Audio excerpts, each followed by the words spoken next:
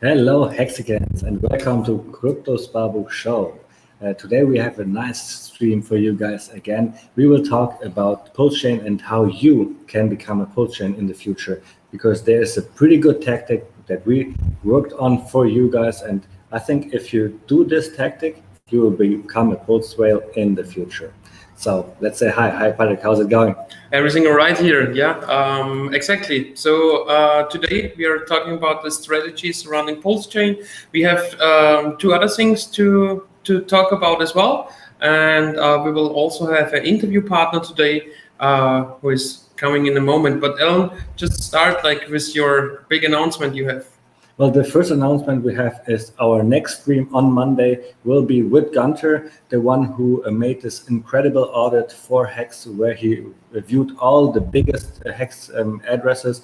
And there is some pretty interesting stuff in this audit. And we're going to talk about that next Monday. So this is going to be really exciting.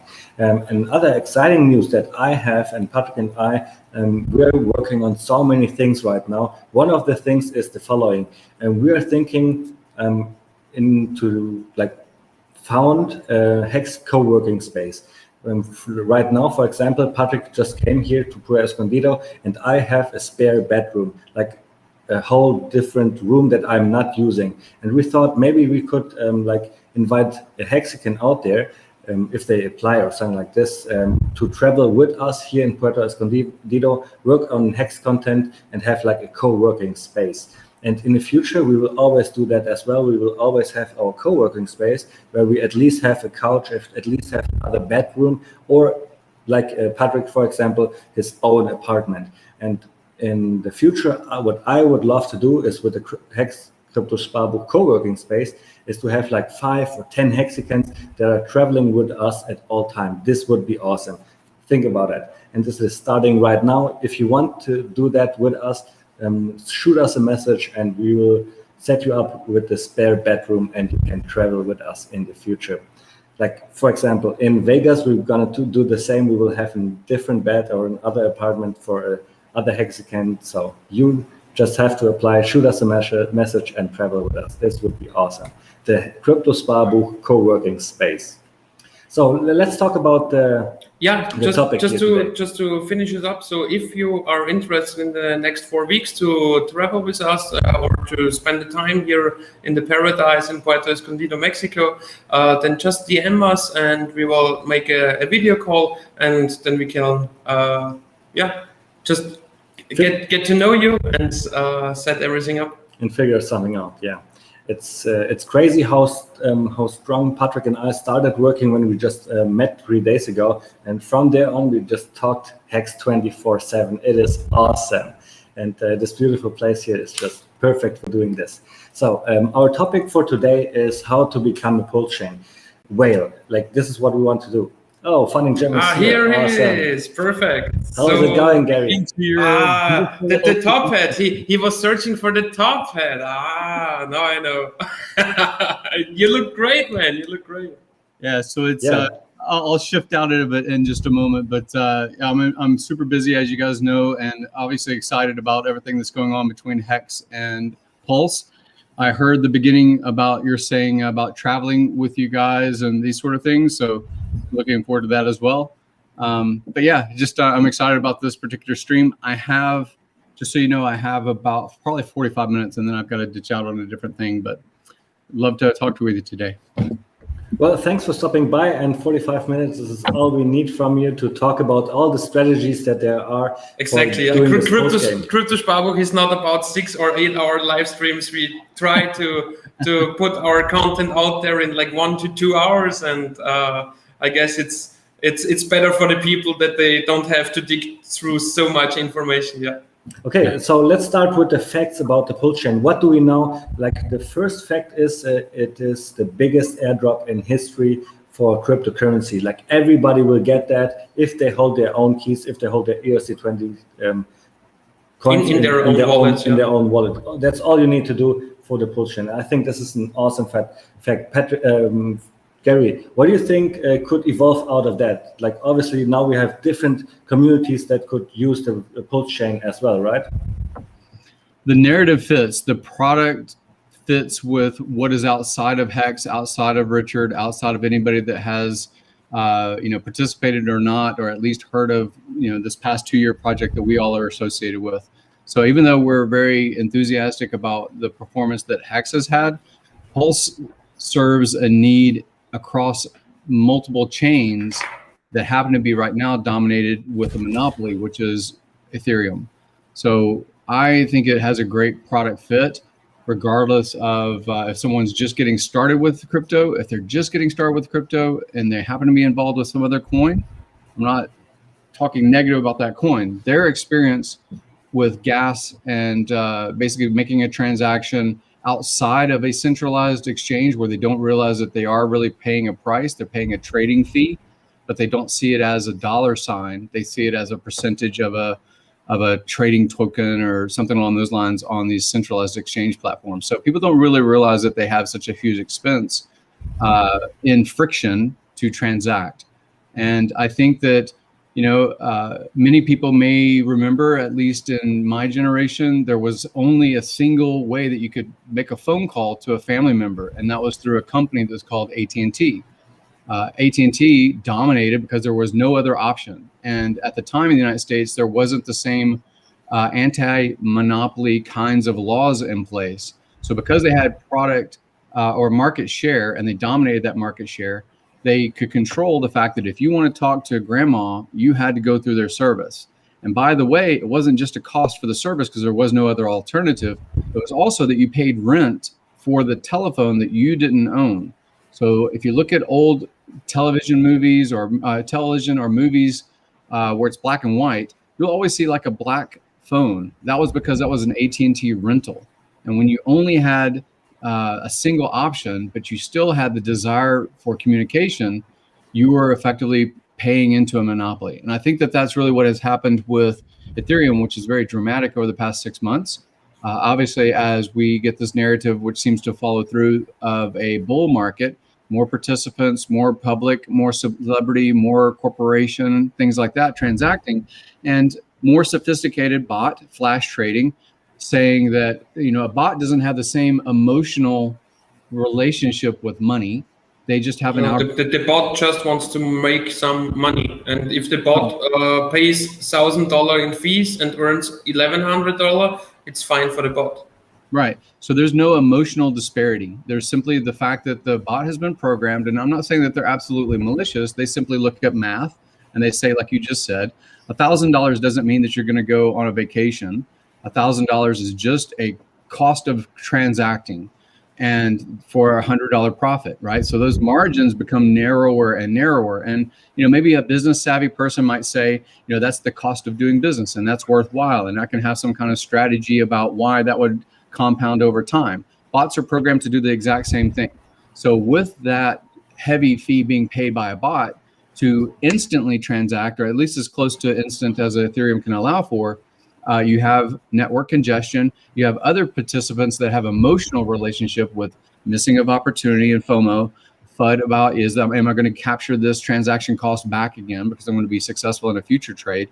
So you have all of those elements coming together into a storm. And the storm is highlighting the vulnerability in some ways of something like Ethereum, which is very centralized, both in narrative and developer and participant. So I think the perfect timing for Pulse is what's happening. We basically have a few days as far as the sacrifice process. You guys may talk about it in a few minutes, that then there's going to be a fork, and that fork may be 30 days, 60 days at the most, I'm thinking. And then there is a market fit for that demand. I can still see with things like, celebrity, pseudo-celebrity, people that have made money in multiple different ways, serial entrepreneurs, obviously such as Richard, we hear about that. But outside of Richard, we hear about Elon Musk. And Elon Musk, with his history inside of a mapping software that was like a GPS precursor to what you have on your cell phone to get around in the world, something along those lines is what he and his partners had developed. And then later parlaying that success into PayPal, launching basically PayPal to fit. Gary, I have to cut you off though, because this is just the introduction phase. We have two other topics in our introduction, and then later on we want to talk about the sacrifice phase. So the next fact about Pulse Chain is it's going to be faster, cheaper, and fee burning. it's something that has never happened before. So we have also a full block. Full fork, like everything is there instantly. And let's go to the third one as well. Pulse goal is to free everybody, every single community from miners, and actually help Ethereum out. We don't want to kill Ethereum, we want to help Ethereum out. So let's go to the sacrifice now. Like, what can we do with our hex, with our knowledge we have right now, to become a whale in the future? Have you thought about a strategy yet? What is your strategy for Pulse, for example? And then maybe we can talk about what the crypto Sparbook community thinks about that. Well, first of all, it's complete speculation. It is sacrifice. So you need to really highlight what the difference is, both in legal and in emotionally. What does sacrifice mean? Emotionally, it means you're not going to get something, right? It means that you're going to set it on fire, and emotionally, you're going to have some kind of political statement or statement to yourself. So some people, when they change football teams, maybe it's an emotional thing because it was their childhood hero and they changed teams. So they kind of let that go. And sometimes they will even burn the jersey of the previous team. That's just a very superficial way of saying, I have a political belief. I have a statement that I believe that this other team is going to be better, and I'm going to let this past go. Emotionally, I think that people should look at that, because many of us might have been, this is their first work. And it's great to be making money. It's great to be basically part of an upswing. But also I am very cautious, because I do see people that in the past, several years ago, had harm. They felt harm because they weren't evaluating really what their emotional state would be when they had a setback, right? A financial setback. So first and foremost, as far as Pulse, the legal requirement is for the phrase word of sacrifice. It's inside of legal context. And it means exactly what it says. You cannot have any kind of assumption that you're going to profit. You cannot have the derived value from the work or endeavor of others. And it is part of the SEC requirements as far as to try to protect people inside the United States sphere, at least, to have the naive not fall victim, right? So keep that in mind. You have to have it, number one, that if you put in $100, imagine that it's completely gone. Do not expect something else. We know that there's a relationship. We know there's been a relationship that's been declared to some degree, but there's always hedging phrasing about what is Pulse, what may its value be in the future. Who knows? I simply feel personally that I'm willing to take a calculated risk of my own that maybe a Pulse token might be worth something in the future, because there's obviously high demand for a low cost transaction using the technology that has not changed recently of Ethereum. So Ethereum, the technology, I think is great. And I think I like to compare it a little bit with the Matic mainnet. Yeah, the Matic mainnet was an empty fork, and it has admin keys in the bridge contract. So you're at risk, and it was an empty fork. So two disadvantages compared to Pulse, and still Matic went up from a fraction of a cent to over $1 in the last days.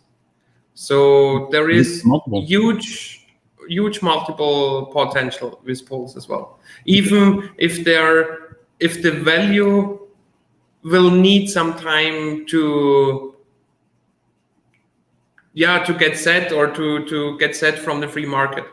But do you think that Pulse will literally start with nearly zero value, or like a fraction of a penny? Or do you think that we get the Pulse like in our wallets, that we get it with a zero value because there is no possibility to transact when we get that? But right afterwards, because right afterwards the fork will be done, all the pools are there, and then people can start creating pools on the Pulse chain, and new pools on Uniswap as well if they want to. And from there on, I don't think that from there we will start with a price of a fraction of a penny, because then the first guy seeing that would go in and arbitrage that up, like you, for example. Yeah. Well, I'm not the biggest type of people that are talking about throwing numbers after fork, after pursuing or accumulating more Pulse. I hear the numbers and off-camera kinds of conversations and things like that about the sacrifice element and how those multiples may work out as far as the bonding curve that you'll talk about later, and some of the things that Richard shared this morning about how that volume might be rewarded versus a 7-day window where everybody's kind of equal. So I like, and I've heard quite a bit about the sacrifice element. And then on the other side, I have to think about it again as you are getting the gift potentially of a percentage of the coconuts on a Caribbean island, right? But that Caribbean island has no ships and no airplane can get to it because there's no runway. There's no bridge. There's no way to get those coconuts off and sell them into the marketplace. So initially, what is the value of the coconuts that you cannot acquire or move to other people and sell? Yeah, of course, zero, but it's only that the ship with the people needs some fuel and then it can reach the island. So that's the galaxy brain kind of observation that you, knowing crypto to this degree, would jump to, right? And many other people would jump to that same conclusion. There are such things as ships. There are such things as airplanes. There's just no way at the moment of a fork of this Pulse that we know of that that distribution or transfer system does not exist at that moment. But we exactly, and that's a legal thing, yeah. That nobody needs to pay taxes on their let's call it airdrop, because on the timestamp of the airdrop, the value is zero because you cannot reach the island. So what is really important for me? The difference is, again, if anybody remembers the Bitcoin Cash fork, yes, at least in the United States, the place that it got popularity and first change of value was on Coinbase. That's what I remember. I remember when it launched on Coinbase, instantly it had a percentage of Bitcoin fair market value. And fair market value from IRS standpoints and from their business as Coinbase, the way that they're going to report these, they're going to have a fee for allowing you to convert Bitcoin into Bitcoin Cash or vice versa. So they have to basically justify to not just the government authority, but also to the banking institutions that allow them to transact into fiat, right? So that corporation of Coinbase has accountability for where did they get their percentage, which is a fee of this money, right? So any court, especially anyone that is dealing with tax-related issues in the United States, would say the fair market value was at airdrop this, at fork this. So it's going to be a dollar amount as far as what was the value of at the moment of the fork and being available on Coinbase, what was a Bitcoin Cash worth, right? And it's hard to fight against that narrative because it's true. People were paying whatever they were paying for Bitcoin Cash to acquire it, and they were getting as an income or a capital gain anything that they sold it for. They got something for free that they sold for profit. So all of the narrative about what is it worth, at least in that experience, was based on a centralized exchange that was instantly you could trade. This is different. And the difference is, obviously, there is no bridge. There's smart contract, which may be Uniswap v2. There is token, which are going to be PRC, but basically the comparable to an ERC kind of 20 token. There's all of the devices kind of off of the shelf, but there's no karaoke machine. Karaoke machine was just a simile of things that were already existing, and then there was karaoke machine. So it's kind of the same kind of narrative in my mind. So would I speculate on the sacrifice element? I will be. I'm actively selling physical things in the real world, which is real estate, and frustrated that it wouldn't happen soon enough for some of the thing I want to do. But probably I'll participate significantly in the sacrifice element, realizing that I'm effectively, emotionally, and legally burning money, because I can't have an expectation that's going to turn into something of value. However, with the Pulse being effectively airdropped on political believers, the way that the narrative of Richard has put out there, and seeing how things have trended in the past and looking at trended data and what has existed in the past, and the product market fit of being able to transact on a blockchain very quickly at basically 10 times the number of transactions per second. I think 4 to 10 is what I've heard. Four times. That's like not 13. It will be 4-second blocks. Yeah. 3-second blocks. Yeah, sorry. Yeah. 4 times. So that's a good pitch. I mean, I remember when the quote unquote Ethereum killers of 17 were launching, and that was one of the narratives was you need more transactions per second, right? And they derived a value through an ICO process, but not really through a delivery of that utility and function, because they said, we will build that future Ethereum killer if you just give us our money now. So that's a different thing, right?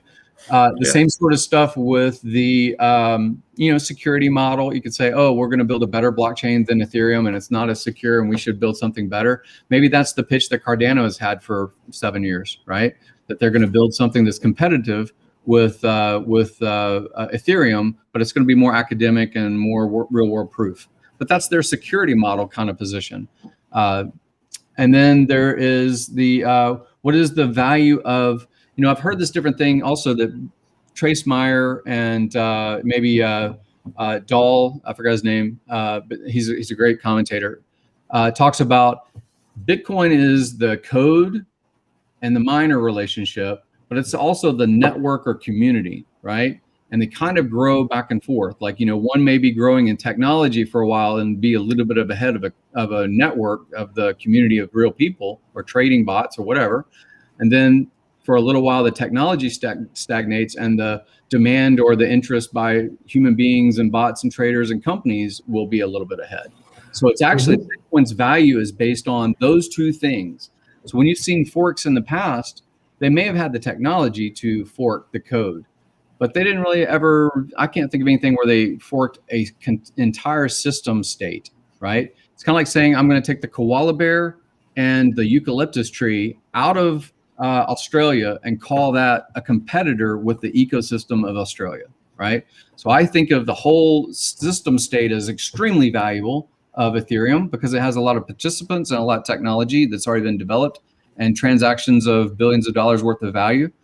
However, that mirror on Pulse will have the kickstart or the bootstrap of probably community, which is probably at my guess, mostly going to be Hex familiar, if not already Hexican or Hex participant.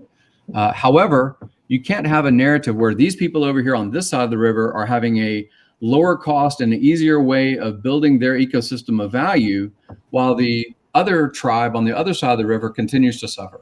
So I think that there will be some level of migration from Ethereum bag holders that are frustrated and see a dollar value attached to every transaction that they commit on the network and saying, hey, I have effectively the same thing as far as the airdrop and the narrative and the brand of my token over here on this Pulse fork.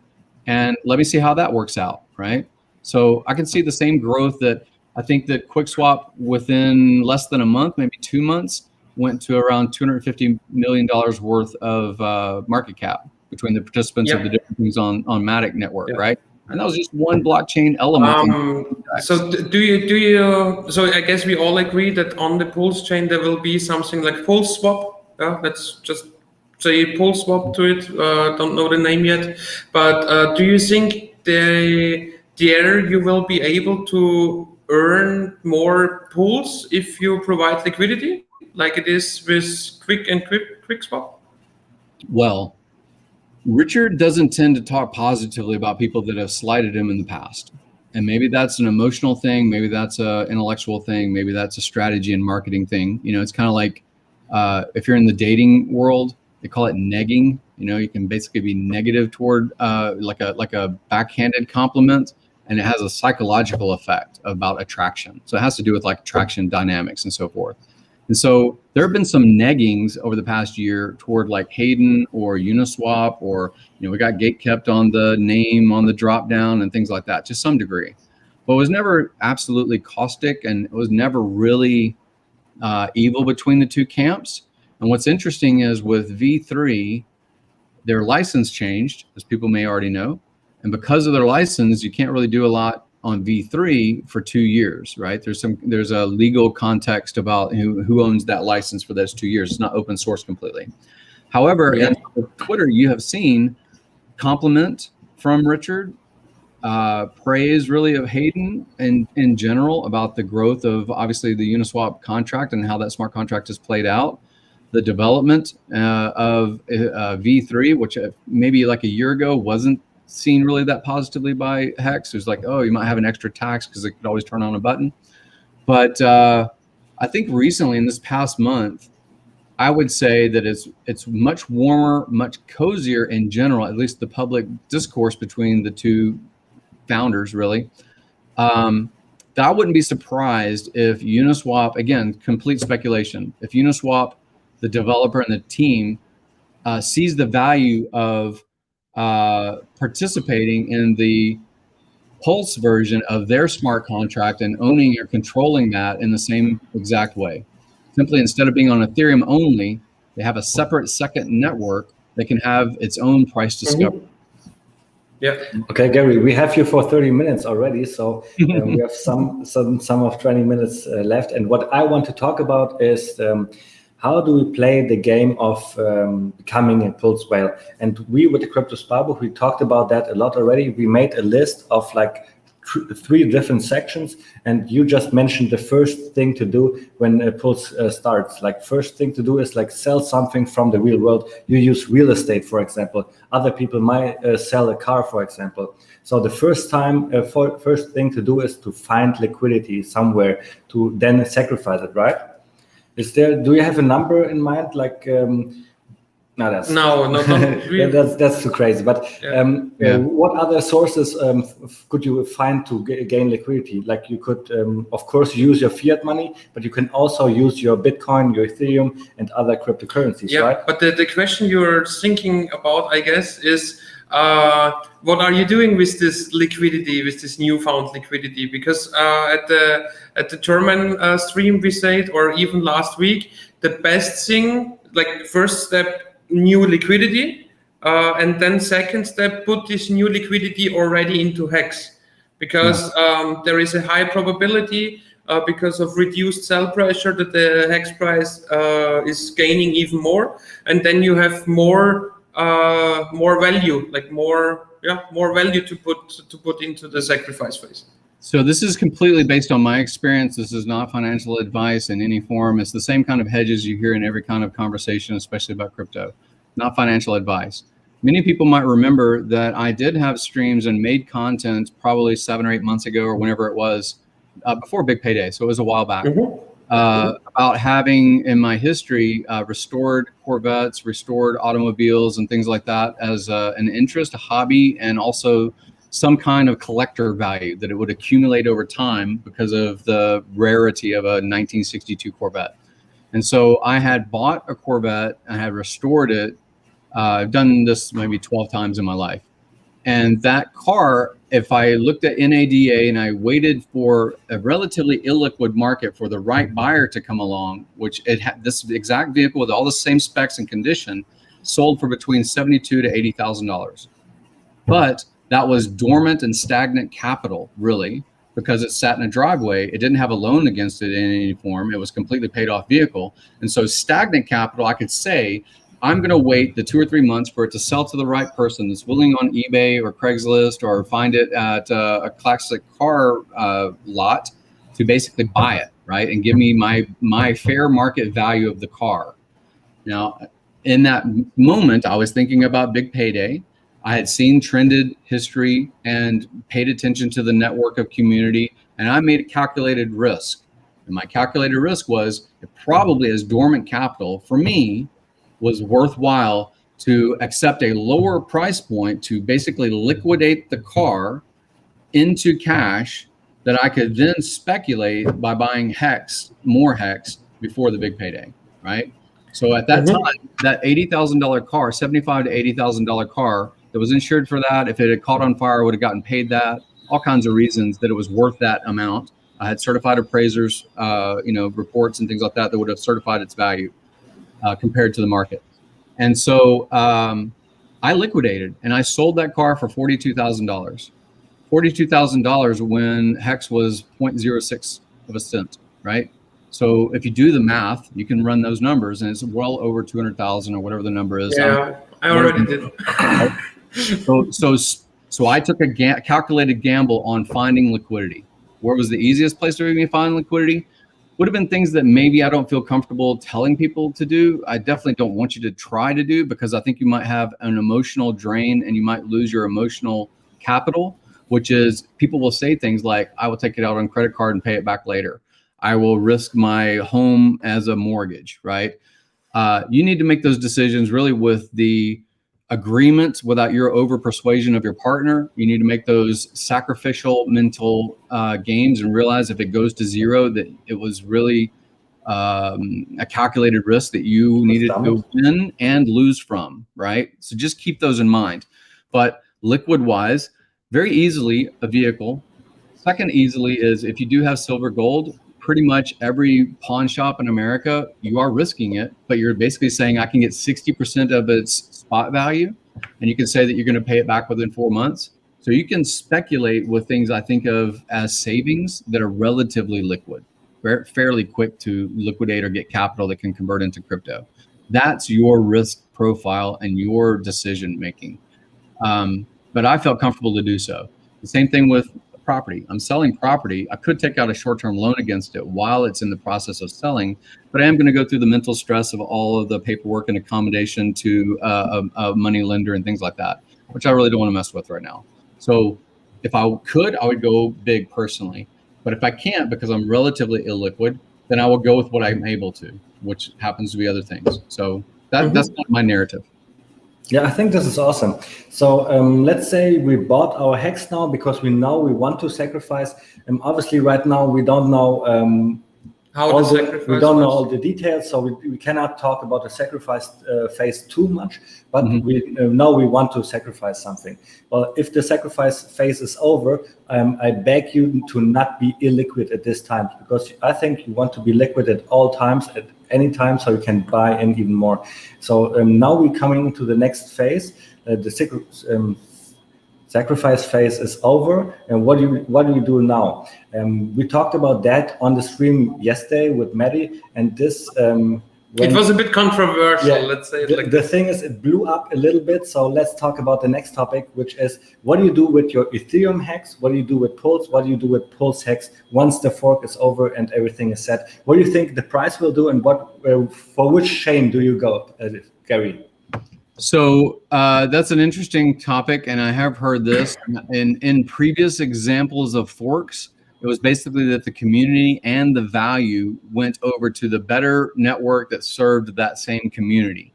So if you in the Ethereum and ETC fork believed that code is law and nothing should roll back, you stayed with a particular community that believed that same narrative.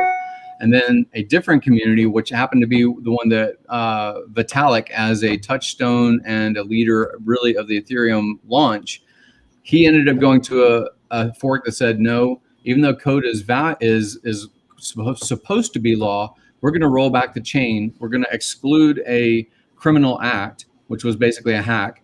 And we're going to start again on this path where one-time oopsie is okay. That's basically what happened with Ethereum. And that one-time oopsie is okay as a blockchain didn't fit the narrative of people that were maximalist about immutability. It didn't fit the narrative that Richard Hart believed in as far as Bitcoin shouldn't roll back. And because Ethereum did, it must be negative. It must be a bad experience on Ethereum. Now, at that time, of course, there wasn't as many dApps, there wasn't as much volume, and there wasn't as much money at risk, but people still lost money because, in some ways, because of the fork. They said code is law and we have this big community, and then the code is not law fork took some of that community volume and momentum and so forth and developed and flourished even with that narrative.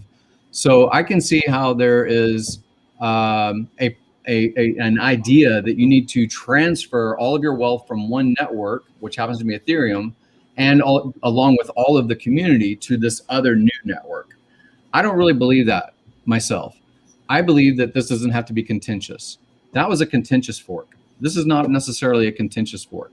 This is in some ways to me the narrative of, I happen to have been in the Bay Area for a long time, San Francisco to the South Bay, which is where Silicon Valley is at, happens to be very congested, especially pre-COVID, always busy. And there's two highways. There was just one, it was called the 101, and it was about 40 miles, and there's plenty of commercial, plenty of exits every quarter mile. and millions of cars that go on that single monopoly network for quite some time.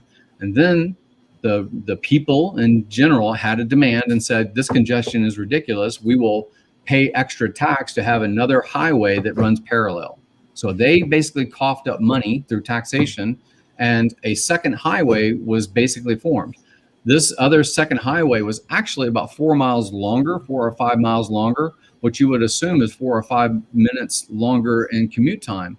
However, you almost always get there faster because that one doesn't have as many exits. It is more scenic. A lot of people like the path that's called the 280 for those reasons. You don't have as much stress. So each community can choose, each member in the community can choose, do I need to be on this network because it serves my use today? Or do I need to be on this network because it serves a different utility and it has a different experience than the primary?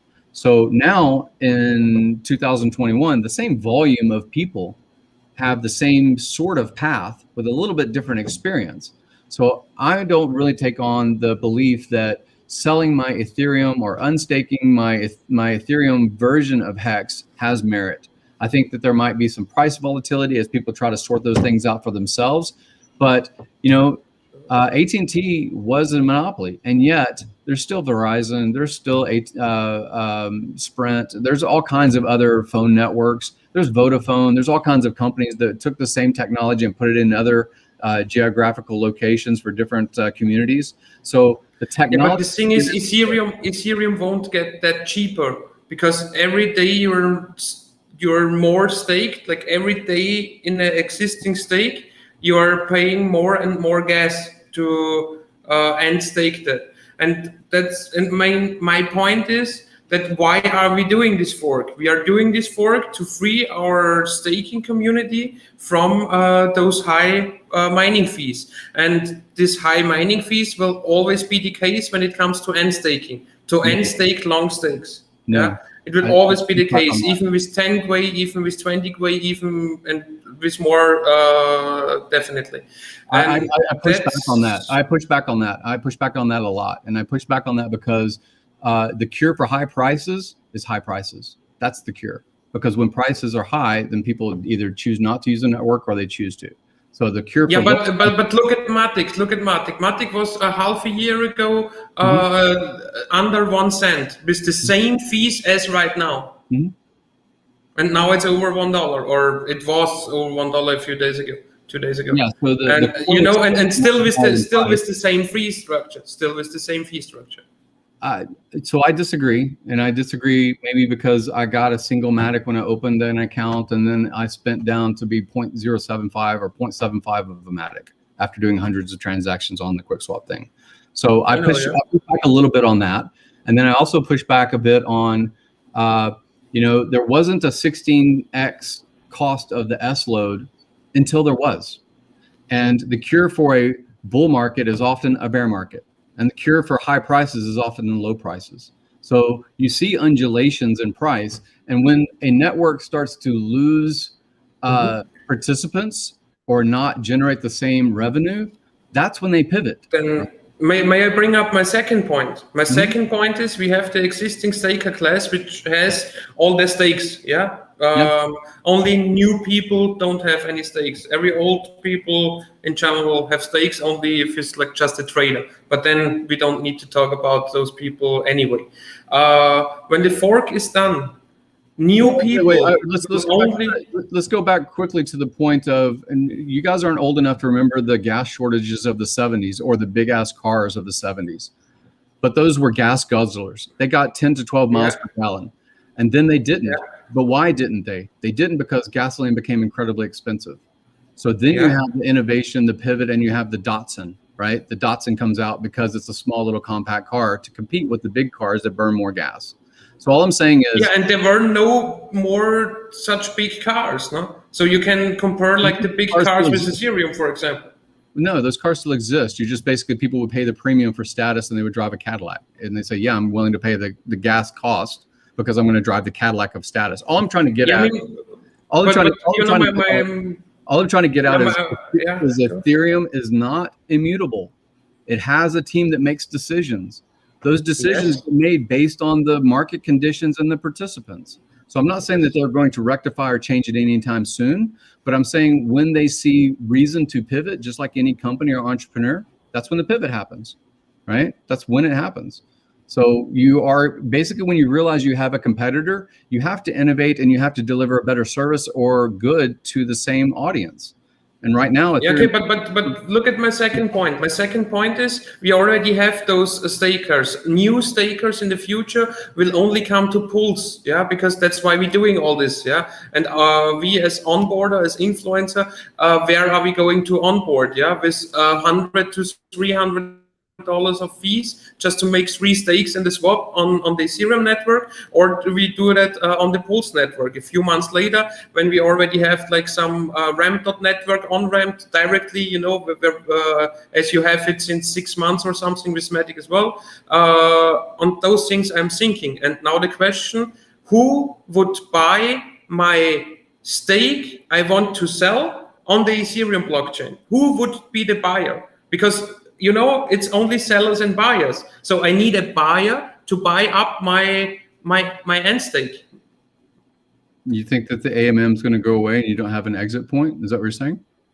No, I mean, I think that most of the liquidity will go to the Pulse chain, but I don't think about rug pull. So I think the liquidities will still be there. But if there are no new buyers, except of Karim maybe, then who is going to buy my stakes? Well, if you set a price that's reasonable, then I'll buy it from you.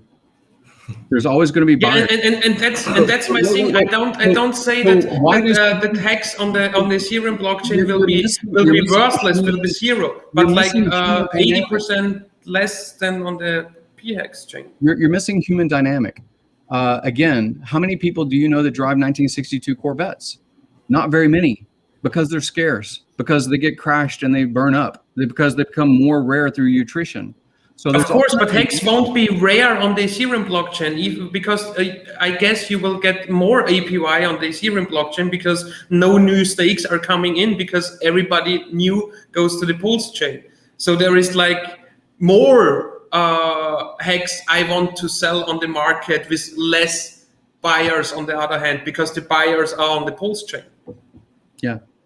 And still Superman #1 plays for $250,000. So I hear what you're saying, but I'm also saying you're talking about a scarcity narrative and you're saying that nobody's going to buy my rare thing. Swarovski crystals that are in Richard's background. How many people buy those? How many people buy a $100,000 wristwatch? How many are produced? So the narrative that you're saying that there's not going to be a marketplace, I don't agree with. I think that eventually there'll be parity. Eventually there'll be parity. I think that there's case used to say transaction costs matter so much to me that $100 to $300 matter so much. But also there's a use case between, I mean, there are Duesenbergs, which is a type of car that sells between $40 to $50 million from 1930s, right? And rich people still drive that shit around. They don't even like have it in a museum. There's but to compare that physical stuff with virtual digital good, I don't like this comparison. Because, you know, there are feelings with that. There are memories with that. And you don't get those with coins. You don't get so much feelings and memories, you know. And yet people buy the autographs that someone else got. Someone else was in line and saw Michael Jordan in person and got a signature. And someone else buys the autograph. Yep, so but still with feelings. But they still have feelings from the past, you know. And I don't agree that you can compare that on the.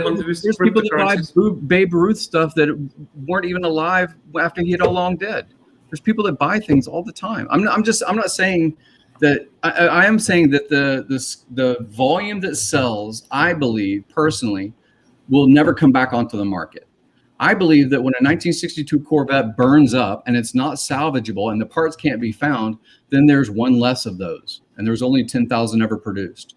So I see the scarcity model. I see the nostalgia model. I see the braggadocious, I've got one and you don't model. I see the same narrative you've heard about, oh, there's only 21 million Bitcoin and all the millionaires in the world, if they tried to buy one, they couldn't.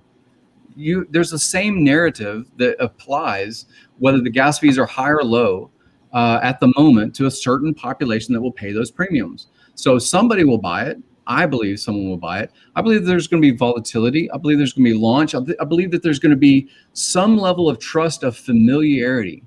People live in places where their family or they grew up, even if there's no more job opportunity, right? Even if there's no more innovation. So at one time I lived in northern New York, which is where Niagara Falls is located. And Niagara Falls is the epicenter of electricity. So when you hear about Nikola Tesla and you hear about Westinghouse and you hear about J.P. Morgan and Edison and the Watt Wars, all of these ways of basically generating electricity, those wars were right there at Niagara Falls. Were right there in northern New York. And at that time, that was a super populated, super wealthy area because money was falling out of trees about electricity and electrifying the world. However, those technologies changed, but the population didn't necessarily move away. It was more familiar to stay in a place and transact maybe small businesses instead of grand ones. And I'm just saying that people will still have a trust level of Ethereum. They'll still have a narrative that I bought my Ethereum bags for this amount of $4,200 and I don't like the network going down, right? Or changing its mode. And when enough people have that tipping point, the decision makers or the bear market changes the price of an Ethereum. And you see this swell up and again, right? We saw Bitcoin go down to 3,800. Why?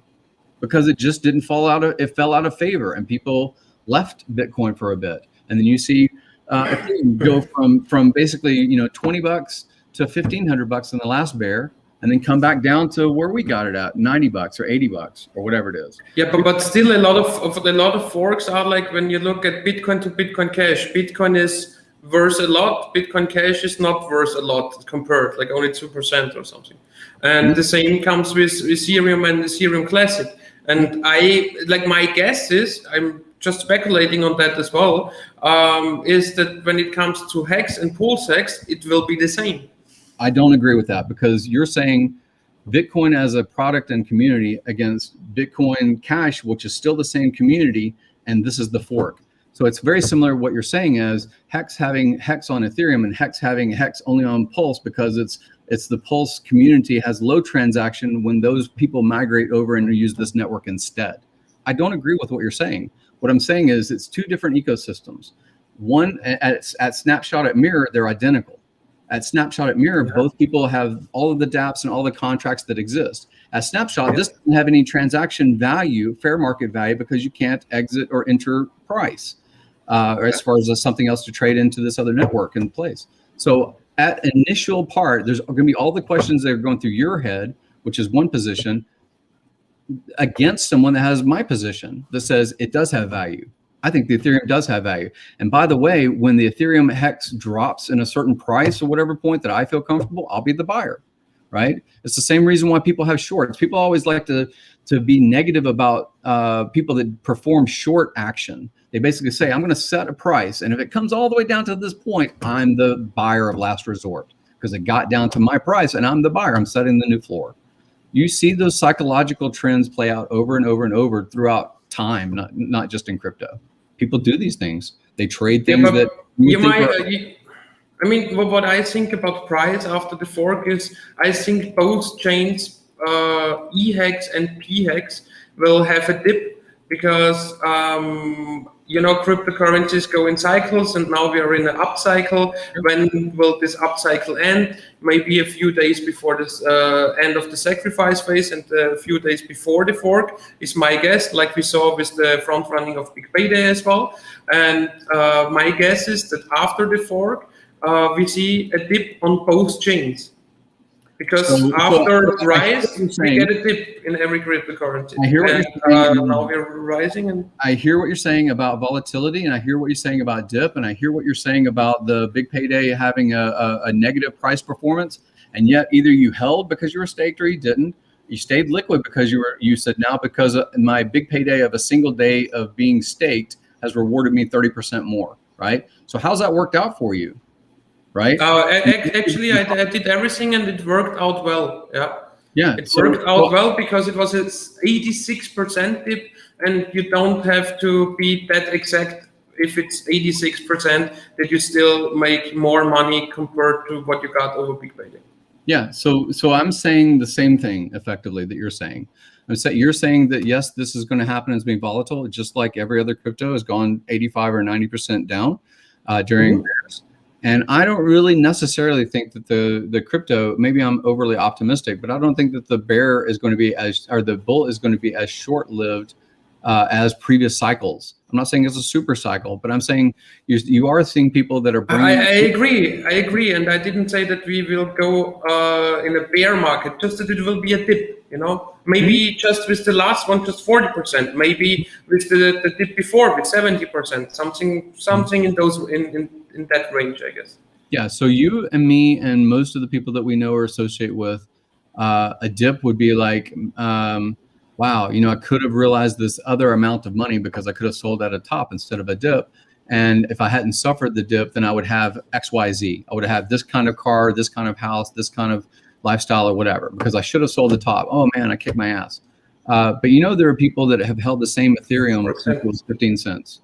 You know that there are people that have that quantity, and they didn't buy in 300 or 400,000 Ethereum at a top. They bought at a bottom, right? So people ride these things out. They tend to ride these things out. I'm not saying that the technology of Ethereum is broken or we wouldn't be forking it. The technology has a fit.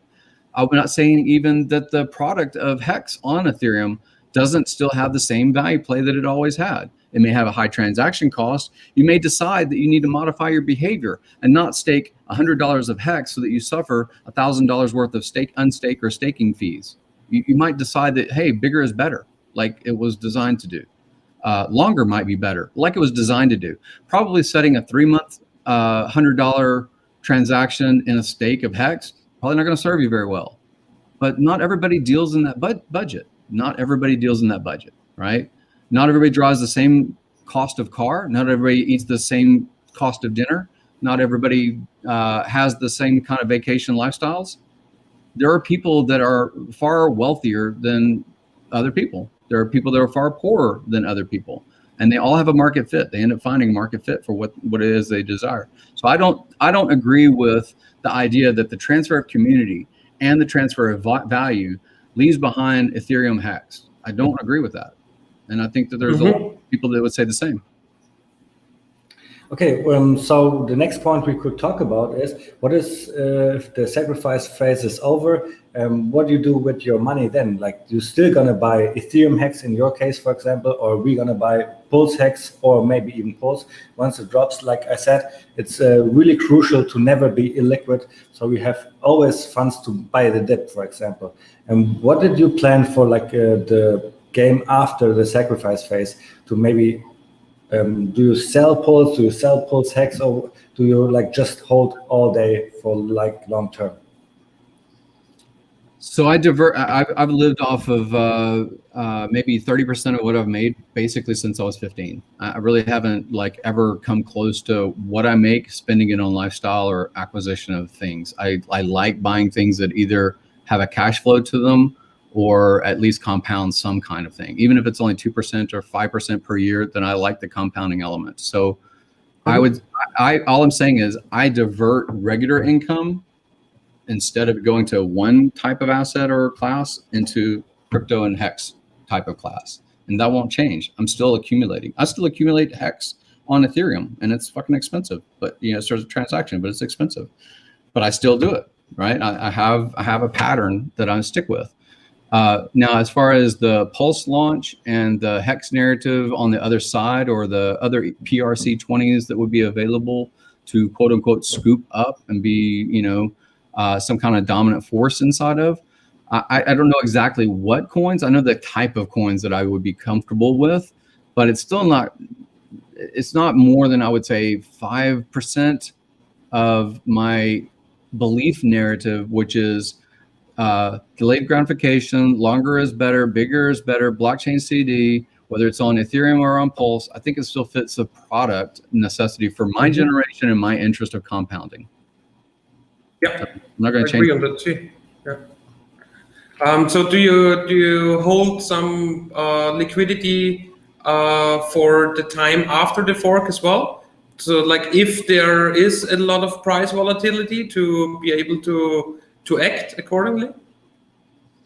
Yeah, so timelines on my liquidity are lining up fairly well. I wouldn't be able to do everything on the sacrifice side, and I would have release of funds again, like around mid-July to August on a second tranche. So that second tranche would line up probably fairly well with after a fork and being able to participate and be a market maker of some sort, just like many people are going to probably be market makers on the Pulse side of trading. So yeah, I could see reason to.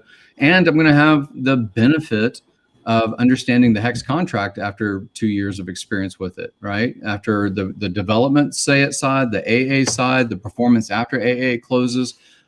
So yeah, I feel comfortable with making bigger or longer stakes, even if it's, a different ratio and a next to zero price point, because I've seen that trend play out well on the Ethereum network. Why wouldn't it play out well on the Pulse network? I don't understand the narrative hasn't changed and the code hasn't changed, and the underlying infrastructure's code doesn't change if it becomes Pulse. So yeah, I'd be fine with going through that arc again. Yeah, me too. So it will definitely be a fun ride on the Pulse chain, I guess. Yeah. And I'm really looking forward, like how long it will take that we get those stablecoin, how do you call it, connections as well with on the Pulse chain, and that we get a fiat on ramp directly to Pulse, like directly on the Pulse chain as well. That you don't need to use a bridge, that you don't need to buy Ethereum first, bridge that to Pulse network, and then you can buy Hex or something like that. And yeah, then. Yeah, I guess we are looking forward to awesome times. Yeah, and I'm not thinking that Hex or Pulse will go in a bear market after the fork. Yeah, I'm just saying that when you look at the history of the cryptocurrency, every time there was a fork, the market hyped to the fork and dipped after the fork. Yeah, and again, that's because sellers sell into buyers. But I think of the ETH side as being locked away. More gold went into Fort Knox than went into the open marketplace when it got sold.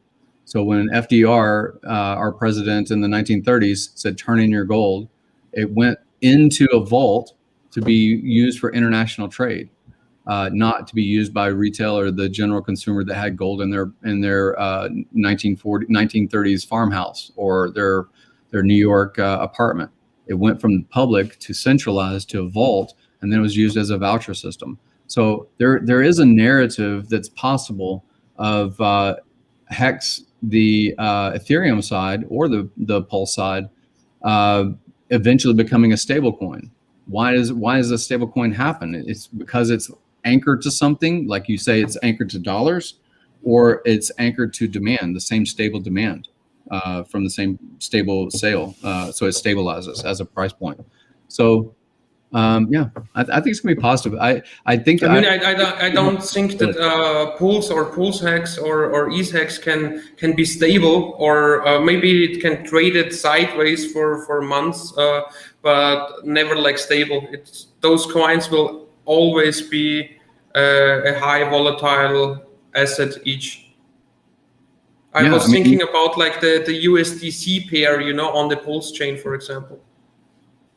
Yeah, I wouldn't, again, me personally, I won't be trying to scoop up a lot of USDC with the hopes that Coinbase is going to back it with dollar and allow me to exit dollar for dollar on Pulse, the same as dollar for USD on. Yeah, I don't think that. I don't agree with that, because it is centralized. It does have admin keys. And it is JP Morgan. So, there's a push-pull about commercial and corporate interest versus government interest, and I don't know how that really would play out. So I'm not really counting on the anchored to dollar, and I don't really like dollar to start with. So why would I want to be anchored to something that I don't really like as a currency anyway?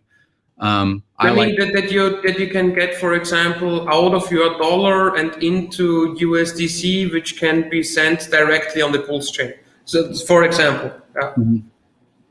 Yeah, I don't need to go like through a volatile crypto to get the crypto I want. I don't want to be too poo-poo on Litecoin, but the only reason I used Litecoin in 2017 because it was a means to an end. To transact. It was just one method that was easier to get between exchanges. But I'm not a Litecoin guy. Why would I be a USDC guy? doesn't make sense to me. It's a temporary solving of a problem. I need to convert it into USDC so that it goes into a bank account and it realizes as a way to pay my mortgage or whatever, right? Yeah, I was just asking because right now the most effective or the biggest pool is the HEX USDC pool, and I was just wondering like how this pool will unfold on the Pulse chain.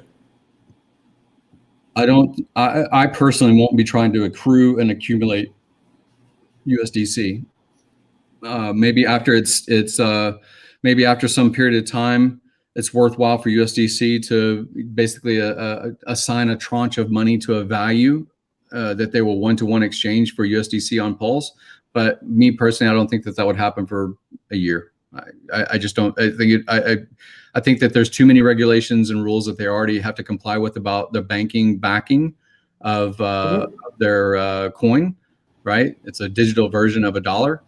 And they have liability, culpability, and stockholders to account for those decisions. Yeah, but I thought you can bridge something. Like if you have a contract without admin keys who just holds your USDC and gives you one-to-one PUSDC, and with this PUSDC you can make the pools and all that stuff on the Pulse chain, and then you bridge forth and back that the real USDC value stays the same. But I don't know if this works out, with liquidity providing and selling and buying and so on. I'm not going to go with that for myself. I'm not going to speculate that USDC is going to honor a pledge that we make through a fork. And we basically fork a code, and then USDC, the code exists, but it doesn't mean that the backing one-to-one ratio exists. There's banking rules. Yeah, no, I don't think that the backing one-to-one ratio. I was thinking about that you have on the Ethereum network a bridge contract where you put in like 1 million real USDC, which have this 1 billion value, and then you have like put it in the bridge contract, and then you have this million also to be played with on the Pulse chain. And only if you go back, you get the USDC again and to use them. Too many counterparties for me, not for me. Okay, but isn't it the same with Matic network as well? Like with, like how do you get, that there is MUSDC, there's a pair like USDC, MUSDC or something like that? No, because that's wrapped. Those are wrapped. That's basically taking it off the existing one-to-one on one network and moving it onto the Matic network as a wrap. So that's not the same. But that would be a possibility as well, yeah? Because I totally agree that we won't copy like USDC one-to-one and that it has like value, not like now with the pool where there is 4 million USDC on the one side, and we copy that, and then we have the Pulse USDC and it's automatically 4 million. It's not the case, sure. Right, but maybe like with a wrap contract. The wrapped one-to-one is on Ethereum. You can wrap USDC and put it on Matic. You can put it on HEX or on Pulse. You can move that same token. You can wrap a Bitcoin and put it on the Ethereum network, but it is no longer available to you to buy or sell on the Bitcoin network. So the wrapping. Okay, so we just need some wrapping, and not. I was wrong, like with the bridge contract, but with a wrap contract, then it's working, and then we can have then we can have a stablecoin pool on the Pulse chain as well. No? Sure. I mean, just like you can do right now on Uniswap, you can trade REN BTC, which is wrapped BTC, on the Ethereum network for USDC. Sure. Yeah. I was just wrong, like with bridging, but just make a wrapped version of USDC, and those wrapped version we could use on the Pulse chain. That's cool. Okay, Gary. Well, the stream went a little bit different than I thought it would go, because it was way too interesting to listen to you what you were saying. But Patrick and I were thinking about like showing the HEX community a plan what could be a good strategy for playing the Pulse game here. And let's do this maybe. And maybe like, because we have the plan here right now, it's like 3 categories. Why can't I have 12 really quick? Sure. Yeah, Patrick will go through this list, explain a little bit, and then maybe you can jump in where you would say, no, I wouldn't go this way, I would go the other way. Should we do that? Yes, of course. So it's more or less a summary of what we already did. The first thing is get new liquidity, and the second thing is get this liquidity into Hex, even if it's costly, because there is the highest probability to more price rise.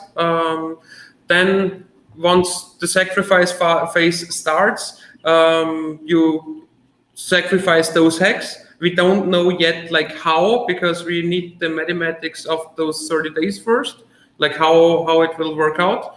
And after that, I mean, if you want to play the risky game, there is a possibility, or you could do or could try to get the high in the Hex price. Because if you say, okay, it will be kind of the big payday, because it's also like a stock split, then you could say, okay, before the sacrifice phase ends, I take a few percent from the table, because it might be the all-time high. And then you wait for the fork. And after the fork, you take some liquid Hex from the Ethereum network, sell them, bridge those to the Pulse network, and then you wait what the price will do on the Pulse network for Pulse and for the P-Hex to have new liquidity to support the price on this blockchain. Yeah. And then the last thing that I haven't mentioned yet is after that, you still do some dollar cost average to buy Pulse and to buy Pulse Hex. Yeah, with this new liquidity. Yeah, that makes sense. And yeah, it really comes down to the individual, like, is 5 times your money good enough, and do you exit and feel happy and emotionally restored, right? Because you have an exit point. It's 10 times your sell point. You know, at what point would you clean up after horses in a stall? Something you might not like to do, right? Not that fun, but everybody has a price. Like, you might not do it for $20 an hour, but you might do it for $10,000 an hour, right? So what do you feel comfortable with as a yield? And what do you feel breaking point over a loss? It's everybody has their individual choice. Mm-hmm. But yeah, I would speculate that way. That sounds reasonable. I personally will, again, look at, like everyone will, bonding curve, timing, bigger as far as volume. What does that yield versus going smaller on the first 3 days or 7 days of the launch of the SAC? 10,000x or 10,000 to 1 ratio. It's really going to be hard to beat that number on the other side of a fork and scoop up at deals 1/10,000th, from somebody that's willing to let it go at 1/10,000th, right? So, yeah, I mean, because we also don't know like how big the pool will be after the fork, and how. I mean, for example, if during the sacrifice phase a lot of liquid Hex from the origin address get sacrificed, then a lot of the total supply of pools will also be like in diamond hands, and maybe you don't get a huge pool in the beginning, and then the price discovery is Well, price discovery is exactly that. There was price discovery when there were shiny yellow rocks in the river and nobody collected them until they did. There was an idea of a stock. What does a stock mean? A stock is supposed to mean that all of the real estate and machinery of a factory, as an example, if everything else goes away as far as the business and the labor and the management, you still have the stock. The stock is basically the buildings. That's not really true today, but that's really the origin story of a stock, lock, stock, and barrel. That's what that meant. So there's speculation on a coupon. There's speculation on a stock or a derivative or a default swap, or what do they call that? CDS or whatever they called it. So there's all kinds of people. There's quadrillions of dollars worth of derivatives. You can call this a derivative. Yeah. And people will speculate, right? The only 2 use cases, as Richard said, speculation and store value. It's the only 2 uses. Yeah, good that we have that, no? It's worked out, It's worked out pretty well. I love cryptocurrency for exactly that, for making massive gains. This is why I'm in Hex, and this is why I will go deep in Pulse as well. And if I talk to any Hexicans, they always say the same. They are saying they are going big in Pulse. And I love that. Yeah. Gary, would you like to share your stuff? How people can reach out to you, and for what topic they can reach out to you and all that stuff. Yeah. So I'm funding Jim across basically every platform. Instagram, I don't really pay attention to, but I have like 5,000, 6,000 followers. I've been inside of the startup and funding as far as getting capital from banks for very small projects, like less than $250,000 for people, businesses, entities, and things like that for quite some time. So if you look up Funding Jim on Google, the front page of every link is going to be one of the social media platforms I'm on. If you want to directly communicate with me, I'm almost always Telegram, t.me/fundingjim, and just reach out that way. If I know your name or your screen name, or you're willing to video identify yourself on Telegram, then I'll open up and talk more in general, or I'll do a voice clip and try to answer questions best I can and hedge my answers as well. But yeah, pretty much Telegram. I live on Telegram. And another question, are you still in Colombia? At the moment, I'm in Silicon Valley. I'm here. You're in America. Yeah. And the last question, will we be able to have a drink with you in Las Vegas? Absolutely. Yeah. If you're interested, again, if you're financially savvy, if you feel like you understand the contract of HEX, I'm actually going on June 10th until the 14th, I believe, to Miami, and I am one in an audience, but I'm friends with the host, which is George Gammon. And some of the speakers on the panel is going to be Robert Kiyosaki. It's going to be Mark Moss. People know him also from crypto. Rick Rule, which is basically the CFO for Sprott Investing, which is a billionaire in silver. So the silver and gold people are going to be there. It's going to be really pretty good because it's not crypto centric. It's more about macroeconomics, real estate, and other asset classes as well. So Crypto Coffee and myself will be going to that, and maybe some other Hexicans that haven't confirmed absolutely yet. But yeah, if you're interested to go, then DM me, because I can probably get pretty good photo ops and things like that for you guys. Sure. I mean, us too, we will be in America from the 17th, so a bit after this conference. But definitely we will see each other at the HEX conference in Vegas, and have some drinks there. The last thing I'm going to sign out, Maddie and I will end up doing a stream. We haven't set the time, but I do have things that are going to be giveaways for people that end up going to the HEX conference, and we'll talk about that on his stream. Cool. Awesome, man. So thanks for your time, Gary. I know you're a busy guy, and have a great time, a great week. I like your hat, and we see each other in Las Vegas, man. It was great talking. Recognizable in Vegas. Later, man. Ciao. Hope to see you soon, man. Yeah, see you soon. Bye. Thank you. And to our community, I hope you liked it as well. Please share the video or leave a like if you liked it. And any more questions, Alan? Well, I think we don't have any questions, but I have the announcement for the HEX co-working space. I think today or maybe tomorrow will be a video on my YouTube channel, _HEX as well, where I really talk about this co-working space and all the opportunities that open up with that. Exactly. So if you really want to have this spot, the best thing would be to write us right now, because we are doing first come, first serve. With everybody applying, we will do a video call, and if the first video call fits everything, then the place is already given. But DM us anyway, because if you really want to come by, more Hexicans, more Hexican brains may bring better content, So we can still help you to find the apartment here nearby or within this building or something like that, and have some fun time before the Vegas event.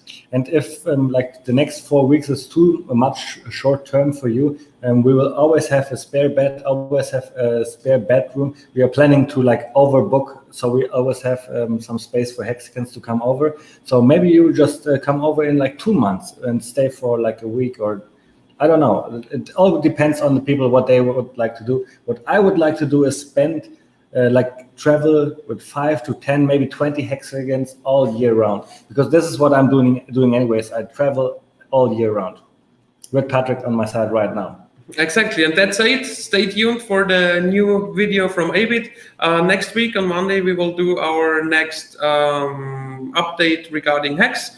Next Monday, our interview partner Our special guest will be Günther, the accountant, who did all the HEX audit. So he brought together all the addresses, the whole network, and really dig deep into all those addresses and looked for all of us, like what is the real network state, how much is owned by diamond hands, by the so-called origin address, how much is owned by the free market, how much is staked by the free market, and out of those free circulating supply coins, how much have moved since big payday and how much just stay there, and what is like the real sell pressure we are looking into. And yeah, stay tuned for this one, and I wish everybody well, there's one thing do you have with something Gary, else? Yeah? with Gary, because he talked about awesome things. I didn't want to talk over him, but we haven't really talked about our strategy for pools too much yet. But there's also the thing that we don't know the mechanism of the sacrifice phase. So once we have those numbers in from Richard Hart, we know for sure what to do in the sacrifice phase, and we will obviously share it with all you guys as well. So next week will be Günther with the audit, and maybe the week on that we will talk more about our strategy. If we already know it, yeah. But yeah. I mean, right now it's okay as well. Yeah, like first step, get new liquidity. Second step, get this liquidity into HEX. Third step, wait until we release the sacrifice video, where we know, like after we know the mathematics of those 30 days.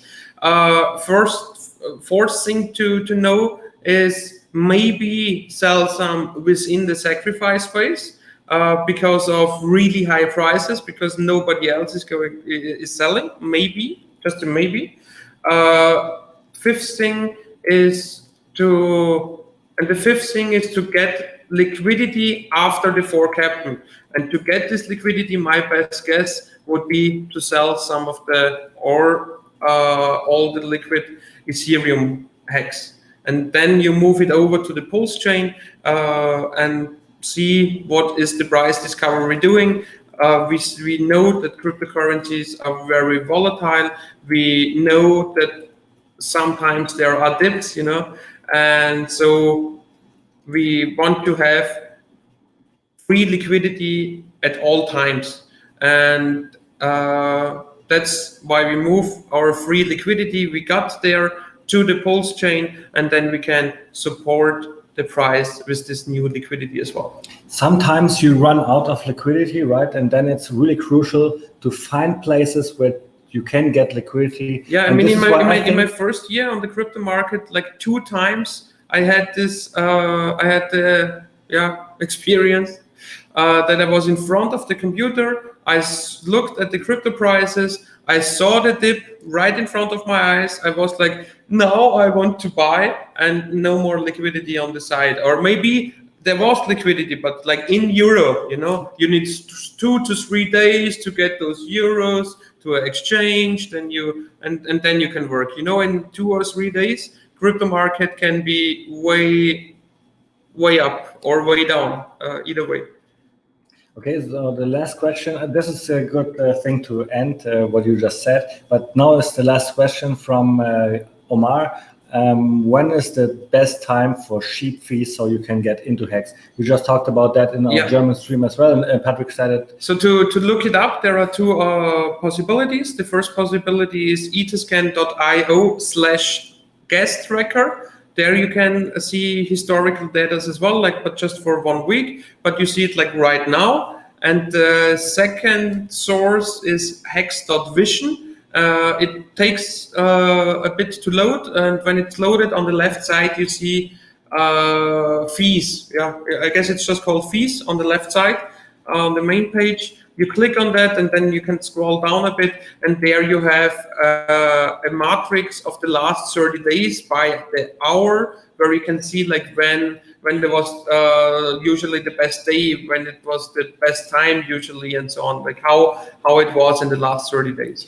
And just usually it was the weekends, but last weekend on Saturday and yesterday on Sunday, it was not that good, because Ethereum started it's ramp up, I guess, Friday afternoon, something like that. And that's why the fees were... Okay, what do you do in the following case? The sacrifice starts in 7 days, okay? Yeah. And now you have not bought any hex yet because the fees are too high. Tomorrow, you look again, the fees are too high. Tomorrow you look again, the fees are too high. What do? I think to wait for the fees, because you are so cheap, I'm cheap as well, and you don't want to pay them, it could be like a mistake, because once you never went into hex and hex went up, you have to buy higher later. Exactly, yeah. I mean, if you just want to get $100 in, then just don't do it, and just save your money up and wait after the fork. Maybe you miss a lot of access. But if you really have only this little amount of money, maybe you should try to think about how to make more money in the first place, than of speculating on the crypto market. It's really my point of view, you know. And yes, if you just want to do it with $100, then it's better to wait the fork, because, you know, right now to get hex with these fees, it will cost you over $250, and even if the fees go down, it will always cost you $50 to $70. That's the thing. It's sad, and I hate it, and I feel scammed by fees since about a year right now, because I swapped with under $1. I staked with 1 to 3 cents, and that's maybe why I say that I don't want to be on the Ethereum network anymore. I don't like this Ethereum network anymore, because the Ethereum fees went up the same X as the hex price did from its all-time low. Yeah, and yeah. And I think what we want to do is we want to pump pulse. We want to pump pulse hex in the future. And I don't know if we can just take some liquidity of ours on the Ethereum chain to pump pulse and pulse hex even more. Like to put the liquidity on the other chain, or like to... I have a stake coming out on the Ethereum blockchain. I take it from there, and then I buy pulse hex, for example. Oh yeah, but that's not liquidity operating. It's just like that you get new money into your wallet. Yeah. Okay. So, well, I think this was a great stream. We had a lot of fun. It was awesome talking to Gary. Yeah, I think we talked about everything that I wanted to say, even the strategies. But the strategy will be a topic in the future as well. Like in a couple of weeks, we talk about that even deeper. Think about that. So, thanks for everybody watching. Give us a like, and we see us next Monday. All the best, guys. Goodbye.